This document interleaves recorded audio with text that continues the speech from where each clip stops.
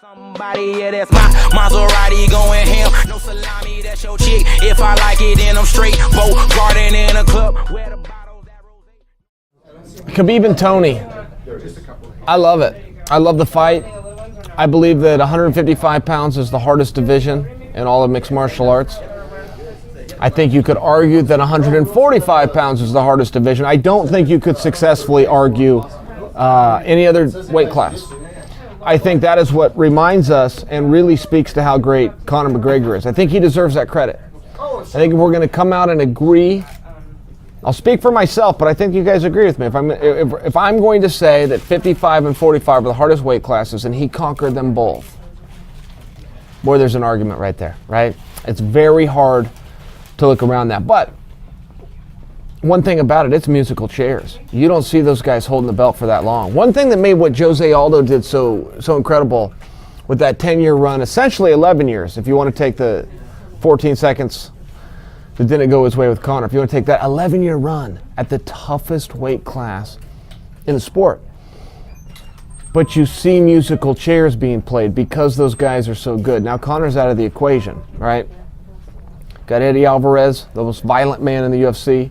You got Kevin Lee, most aspiring, best athlete in the UFC, maybe the brightest future. You got Chiesa in there. I mean, I could go through the list, but let's stop the buck at Ferguson and Khabib. It's the right fight.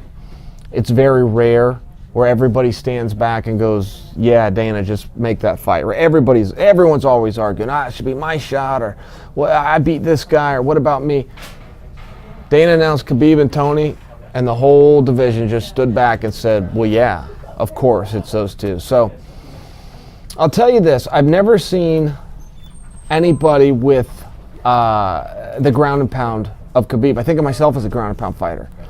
You know, I prefer that position over, you got to fight everywhere, but I prefer that position. I can't do what Khabib can do. You know, I was trained by Randy Couture, who's a great ground and pound fighter, maybe even helped coin the phrase right behind Mark Coleman of ground and pound. We can't do what Khabib can do. He's got tricks there. He's not just throwing people down and beating them up. There's tricks there. There's some intricacies.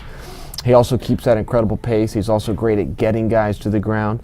So he's very special.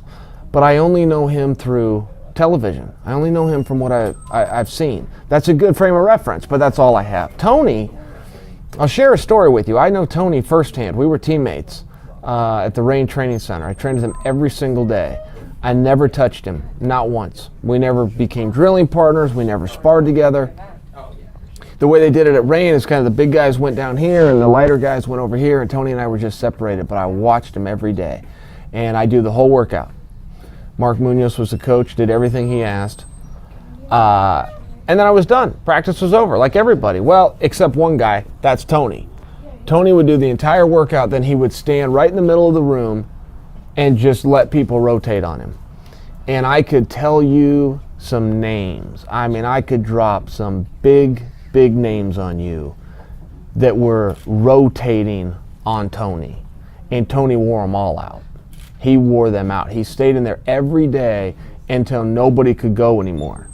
And he was in the whole time. They were rotating. Everybody's fresh that's coming in on him. He would wear them all out, even with their break. The whole room would clear out, except me. I'd be in the watching Tony. And then he'd go finish up on the heavy bag when there was no human left that could keep up with him. And Kevin Lee talked about that after he fought him. He talked about that pace. And I think that Tony makes a big mistake in his fights. I think he gives up position too often and too easy. I know he makes guys pay for it. I know it's never cost him a fight giving up that position, but I would argue that he's not going to want to be under Khabib as much as he may think he does. But I would also offer you this. Khabib has used his pace as well as any fist or elbow or strike or takedown that he's got. He uses that pressure. I will not agree until I see it that he can out-push and out-condition Tony Ferguson, particularly in 5 rounds. And I will remind you, as good as Khabib is, and he's very special. What's he, 24-0 now? Very special. He's not in the 5-round club. The 5-round club is a very, very rare group. And a lot of guys get scheduled for 5 rounds, but they don't actually go it. Tony Ferguson's in that club. We know he can hold up. It's not a question mark. I don't think we doubt that Khabib can. That's not what I'm suggesting right now. But we don't know. And I think when you look at that fight and you analyze it, Khabib's the favorite. But I think there's some intangibles here that favor Ferguson.